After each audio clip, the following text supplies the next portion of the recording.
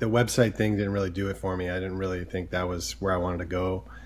And then I had a friend who a friend who I went to school with, who told me we can make movies with our degree. And I'm like, we can make movies with our degree? He's like, oh yeah, The Matrix and Shrek, and so she kind of turned me on to computer graphics.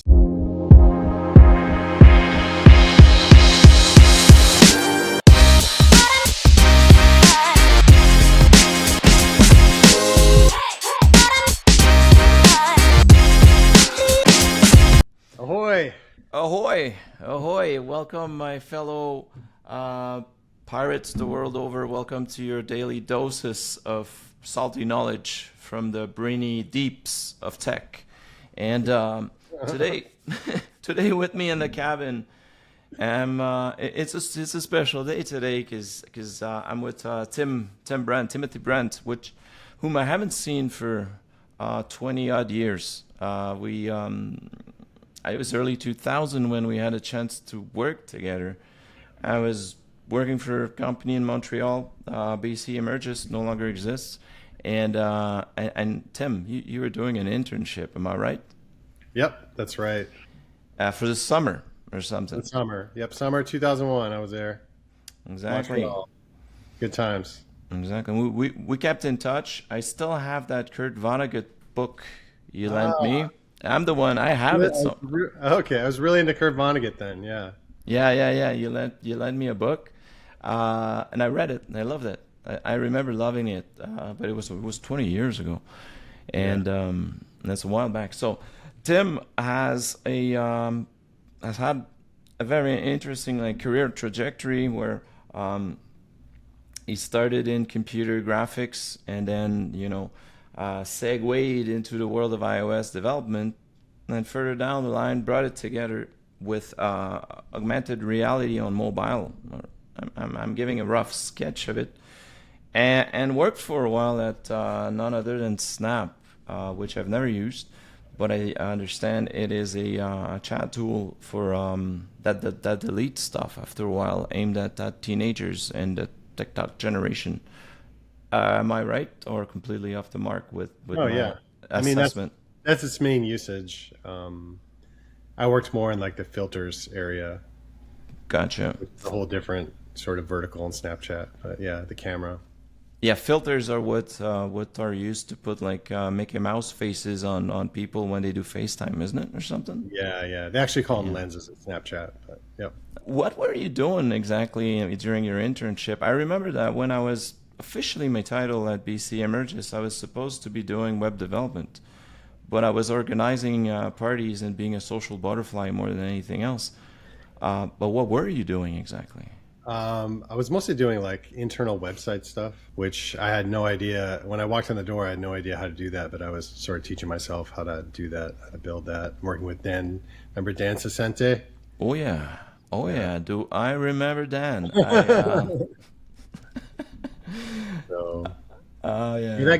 That gig was I had a girlfriend in Montreal, and her dad was a vice president of Bell Canada, so he hooked me up with that internship. That was one of those inside deals, I think. That's how the kid from Michigan landed in Montreal. Yeah. Gotcha. Well, hopefully I did a good enough job to prove that I belong there. So. Yeah. I guess so. I mean, you did a pretty good job of hanging out with us, and Yeah, Montreal is amazing in the summertime. What a great place. Exactly. Lots of beautiful sights, culture. right? And it's a beautiful city. I mean, in terms of the culture, in terms of during the summer, we get all sorts of music festivals for free. F1 music festivals, all kinds of stuff. Exactly. Great. Exactly. Good times. So let's dig into that career act, because computer graphics are one area where I really enjoyed back when I was studying computer engineering. That's probably the only course that I really liked was computer graphics, because I took it when Pixar came out with Toy Story. It's funny because I remember a quote from you. I remember one day I was telling you how I wanted to get into computer graphics and my interest. And when I explained it to you, or I think it was after I left, when I was explaining to you what I was doing at my first job, you're like, "What do you do? Just hit the render button on 3ds Max?" Like, I know. it didn't compute what I was doing at the time. Yeah, No, no, no. I guess I had the because I was trying to tell you I was specializing in the rendering part of things. yeah. So And there's code in there, because it yeah, what didn't shaders, all kinds of stuff. shaders and stuff. What didn't compute in my mind was like, okay, so you know, you got the tools to create 3D, but Tim is a programmer, so why what and Yeah, and it used to be a lot more highly technical with even just the files, the file formats, and trying to help non-technical people with dealing when they have issues with all these crazy file formats and stuff like that. It didn't, this is before we had nice better graphical user interfaces and stuff. and so having worked in that for a while, you decided to go into iOS, like mobile development.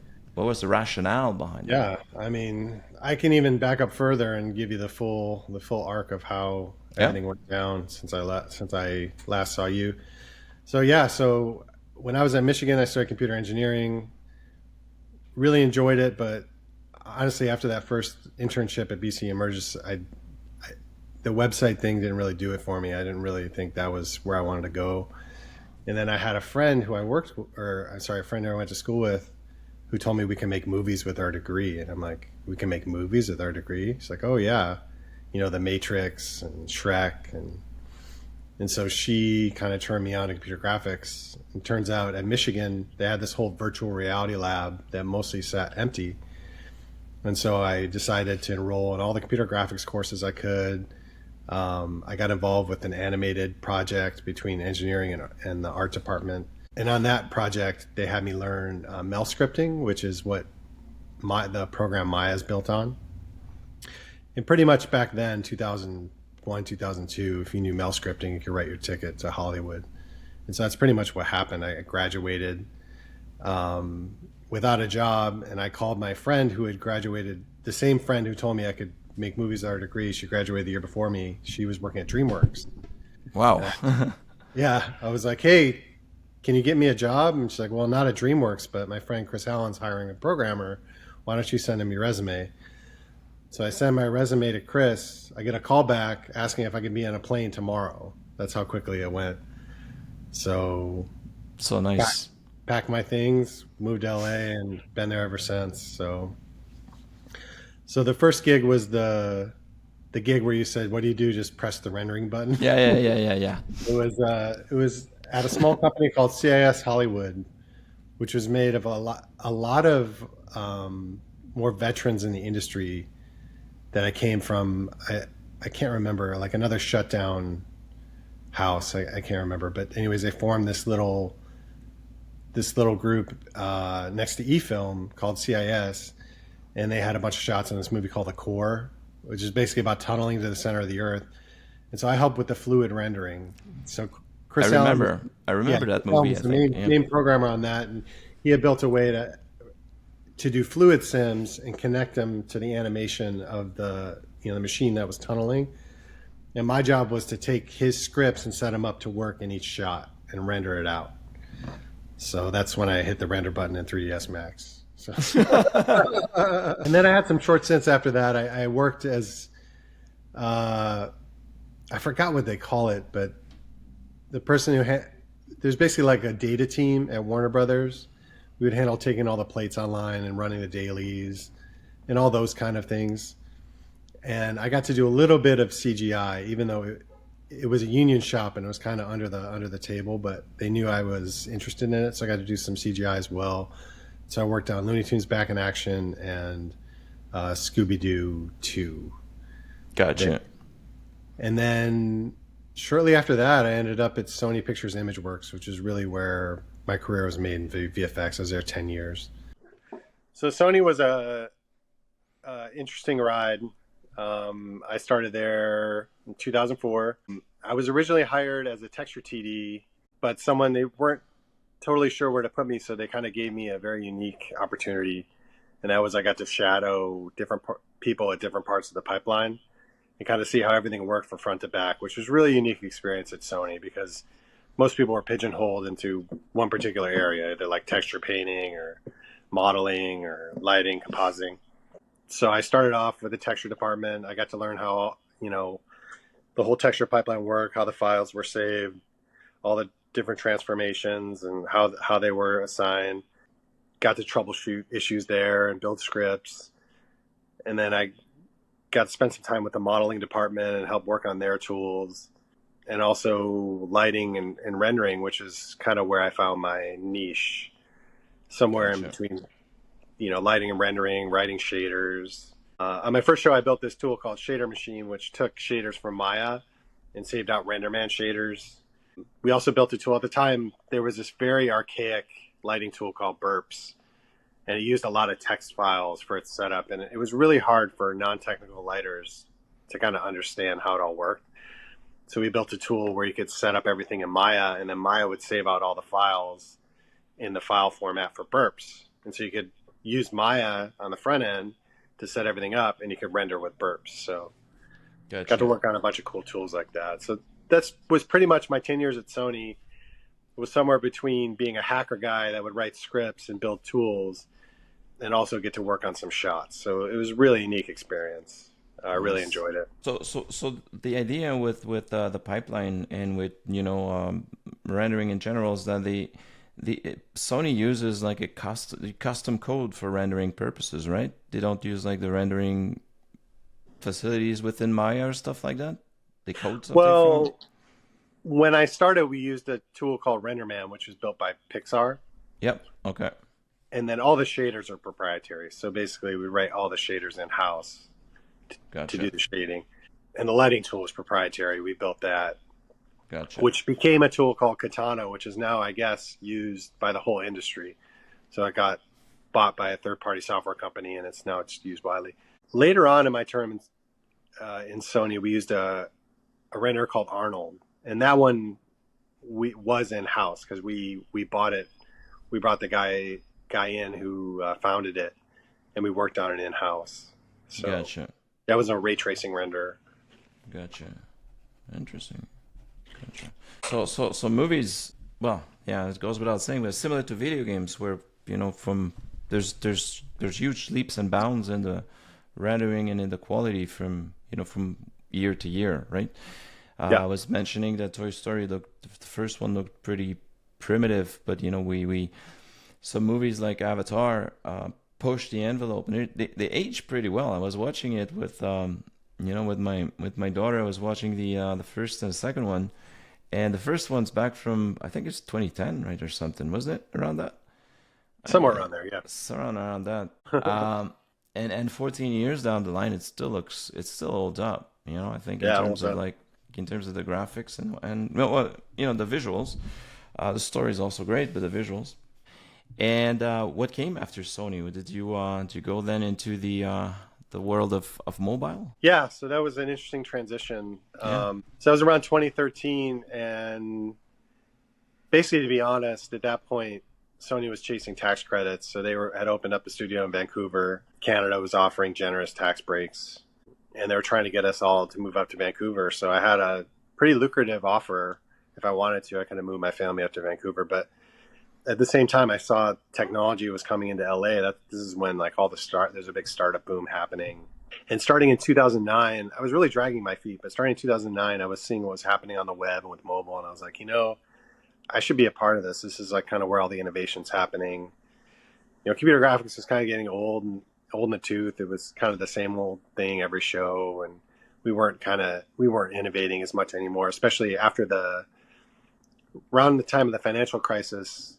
There was a change in the studio head, and he basically said that every dollar that we put towards a show should show up on the screen. So no more of this money spent on crazy R&D projects and stuff like that. So that was kind of winding down. So it was a combination of things, and I just kind of decided to pull the plug and that it was time to make a change, and which was interesting timing because I had just bought a house. I was waiting for a year on this short sale that came through, and my second child was on the way. So kind of everything happened at once that I just decided to change careers. And I didn't know, I was like, I didn't know how it was going to work out because I just knew I had a computer engineering degree. I knew how to code. I can do this. And it just so happened I went to a hiring fair at UCLA and I hit it off with a recruiter, Rob Mallory from this company called Originate. And he basically told me after the thing, he's like, you know, you're one of the few people who's, I'll just be honest with you, one of the few people who stood out from this thing, you know, we'll be in contact. And he said, there's something about you. And he again, they didn't know what they were going to do with me, but they hired me. And day one, they said, you're an iOS developer, go. So basically, yeah, it was actually an amazing opportunity. I have so much to thank for that company because they put me in a group of 7. And it was another situation where everyone else knew iOS really well. And me, I had no idea. And they told me just to start reading the docs. And to be honest with you, how I learned was Originate was a very unique company in that they were kind of a consultancy and they had this enterprise work that kept the lights on. But what they really wanted to do is they worked with startups. And they worked, you know, mostly with like an equity share. And so I saw a variety of projects. So I would just jump in and after a while, I would get comfortable, used to seeing, you know, kind of the same patterns and whatnot. And sooner or later, I kind of got up to speed. And next thing you know, they gave me my own project. And that was a betting app called Rebel. Yep. And so I got to build that from scratch in iOS. And that's how I really learned, you know, how everything worked.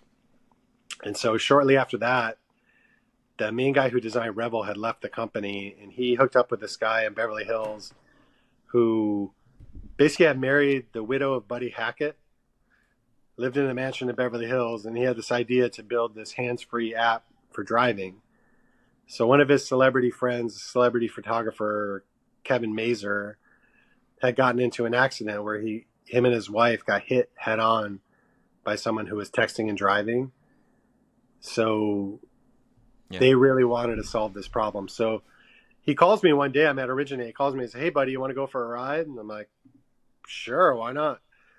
Picks me up, drive to Beverly Hills, and next thing you know, I'm in a conference room in some rich guy's house. I'm getting pitched this app idea, and they ask me, hey, do you want to do iOS for this? I'm like, yeah, sure, let's go. Yeah, no kidding. So, so I did that for a year, and that was my biggest growth experience personally and professionally that year. Just being kind of thrown in the fire, building this app for high-profile people. We used to go on drives. You know, these celebrities would come into town. They were investing in the app. And I would go on rides with the founder and these celebrities. And I would sit in the back seat and just kind of pray to God and cross my fingers that we didn't have any bugs as they would test out this hands-free app. Really, really interesting. Just interesting times altogether. And just the camaraderie I had with the founder. He used to take me out. You know, I'd meet at his house in Beverly Hills and we would take a walk and go have breakfast. And he would impart all this life advice and business advice to me. Just very interesting experience. You do seem to have a knack for, you know, being in the right place at the right time. There's a lot of serendipity in your career progression, which is great, right? You seem to be in the right room, meeting the right people. Yeah, absolutely. You get good karma, man. Is this kind of the way things work out? Yeah. Yeah. I think it's kind of what you say. Well, you have to put yourself in that place first. You have to put yourself out there first if you want some of that serendipity to occur. No, for sure. That's definitely a component of it. And then after that, I was contacted, as you know, because of my computer graphics background, iOS background. I had always thought that it was going to come around full circle and that I'd be able to put them together as part of like XR or, you know, AR, VR kind of thing. So around that time, I was contacted about an app called Octi. And so at Octi, what they were doing is they had a machine learning model that could build a skeleton from a photo, which at the time was revolutionary. This is about 2 years before Apple, you know, had it out there. And they contacted me about it, and I was all on board. I was like, yeah, let's go. So I jumped on board and I got to do a little bit of graphic stuff with that. I built their their messaging stack, and turned out to be kind of a weird situation. I won't really get into it here, but I was let go pretty shortly after that. It was, yeah, it was kind of an interesting situation. Yeah, just 3 months in, right? So that was already. Yeah, it was very, very intense. It was kind of like a meat grinder, like Yeah. eat them up, spit them out kind of thing. Yeah, you don't want to stay there too long. Yeah. Well, they had hired at the time. They'd hired a bunch of 20-some-year-old young programmers, and they were killing it. And I don't think they really needed me around. So You founded something after that. yes, after that Yes. was Neon. Yeah. Yeah. Oh, that was such a cool experience. Well, I was let go from the Octi experience right around Christmas time. So they just kind of let me go. No job, Christmas time. What am I going to do? I just put myself out there on LinkedIn. I said, hey, I'm available. Does anybody have anything out there for me? Gotcha. Got contacted by a few things. And then this founder, David Urbina, reached out about this app called Neon. Yep. So David, really cool guy, really awesome guy. He just had very good timing in the AR space. He was trying to build this friend finder AR app before ARKit was a thing. So when Apple dropped ARKit, he was able to build a prototype really, really quickly. Didn't totally work, but worked well enough that he could shoot a demo video. He shot this demo video at a festival of finding his friend with an arrow, and all these VCs reached out, and he got the killer treatment of like me. He even got invited to Apple's campus and Nice. whatnot. And so he raised a little seed amount. And at that point, I was wondering, what is it like to raise money? What is this whole experience like? What's it like to meet with VCs? And he sort of offered me a co-founder on this app, and it just seemed like a perfect opportunity to kind of get into that world. And so we had a very small runway, 6 months, but I jumped at it. I jumped at the opportunity, and we worked really hard. We refactored the whole app. We launched, but we didn't really have the traction or retention, to keep going. So that was, but a really good experience. I really enjoyed that time. We had a lot of fun. We had a little office in Culver City, which is funny because we had an office right next to Sony ImageWorks. And at that time, ImageWorks was working on Spider-Verse, and they had hired back like all the top talent that they used to have just for that show. Yeah. And so I would go to lunch, and sometimes I'd be outside walking around with my computer like a madman, trying to make these algorithms of like fitting the arrow to the right spot work outside. And I'd run into old friends and stuff on the street. And the app, what it would do is it would point an arrow to some famous people that you have in your vicinity, right? Yeah, it would basically locate anything in space. Right. So on the map, whether it's like a place or a moving person.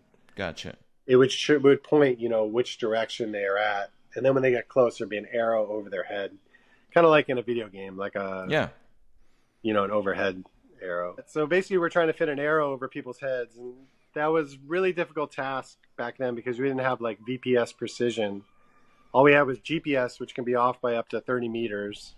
And what I did was I would pair that with ARKit positions because ARKit has a computer vision, and so I know. I can build a path of your relative position very accurately, and then at each of those points I can put the GPS position, and then I can take an average of a pool of those points, average them out, and I get it pretty close. I would get it within about 3 meters, I'd say. That was kind of a hacky way to do the AR back then, which we don't have to do anymore, thanks to the likes of Apple. Nah, for sure. So those are fun. Those are fun times. Yeah, we didn't really have a growth story that we could sell to anybody, so it was hard to raise any more money. And we had made it a social app, so I know the founder was really bent on making it like a social app. I always thought that was weird because you don't want to compete with like a Facebook, or you're not going to get into that area. I thought we should just be a simple friend finding app. My idea was you just text your friend, "Hey, I'm here," and they have a link to an app that would help guide them to meet you. Yeah. That was kind of my thought, but that never kind of went anywhere. Gotcha. And with some things that could have been used also by like hookup applications like dating, when you have a blind date or whatnot. And I want to hear about Snap. What was it like? I'm always curious. I had previous episode. I have received someone from Meta, a Wow. graphic designer, and it seems to be a hit or miss at these like large conglomerates, social media juggernauts. Some people it's a fit, some people it's definitely not a fit. And I've had a chance to poach people from both Google and Amazon for clients that would offer them like half the salary they were making because they were working in departments that were just toxic, right? So, but other people I've spoken to are very happy. That depends on where in the, especially with Amazon and Google I've seen, but it seems to be hit or miss is what I'm saying, and I'm very curious to get your experience, to get your feedback on your tenure of almost 3 years, right? Yeah. Wasn't it? Yeah. That's not shabby. So, spill the beans, man. How was it? Sure. Snap again was a very unique situation. I guess I'll go back to when I interviewed. He did to prepare for Snap, I did about 3 months of leak code. And I was studying my ass off on the leak code and did my phone interview. And turns out I get a hard leak code question, but it's one that it was very similar to something that I was really good at, doing like recursive mazes. It was like help the mouse find the cheese, that kind of thing. Yeah, And I knocked it out of the park. And the guy was he was very open. He was like, hey, he's like, would you think about working in our department? Blah, blah, blah. He was already starting to pitch me. So it I went was gonna really say. well. Went really well. I did the virtual onsite. This is during COVID. It went pretty well, I guess well enough for me to get an offer. The offer came from a guy named Ricardo Boscolo.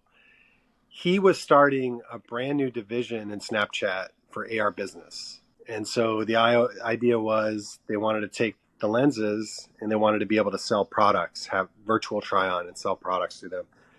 So as you can imagine, I got this offer. I was incredibly stoked, more stoked than ever. I mean, very, very lucrative. You got it. Yeah.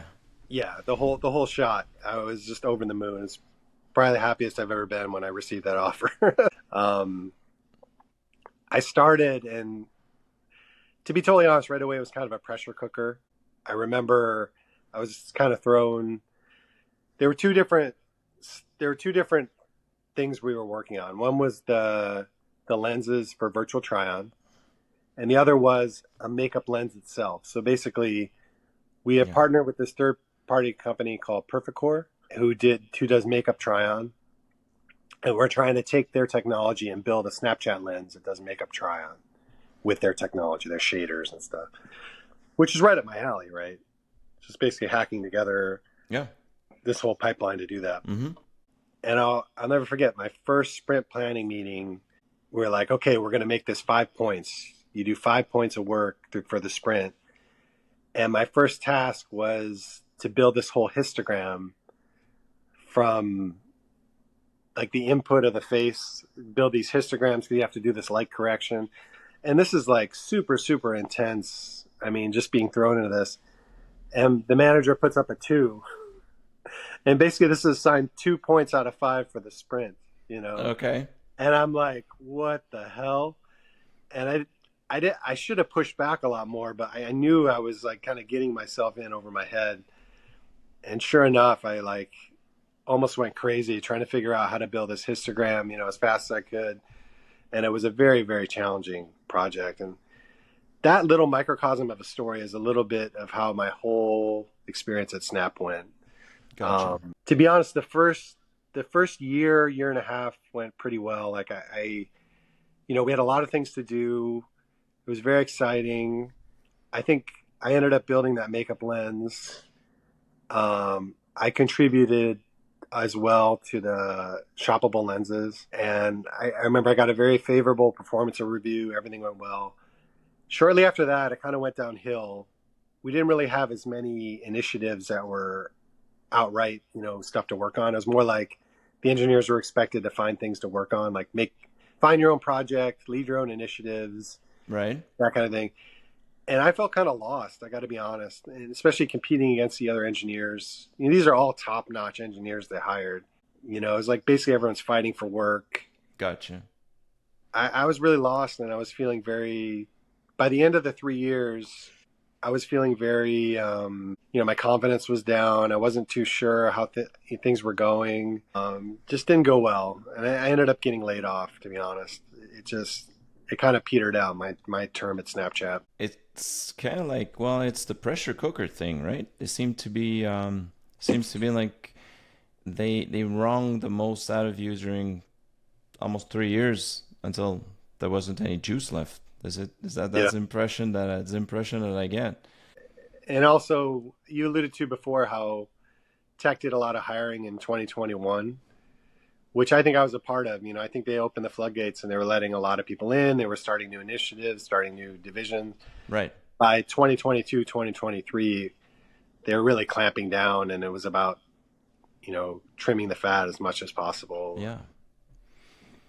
Yeah, because that you know you were let go in spring, early summer 2023, and Yeah. the market, the slowdown and the big slowdown, almost shut down in the market. I've seen it started back in January 2023, and then then the summer of 2023 was already pretty gnarly out there.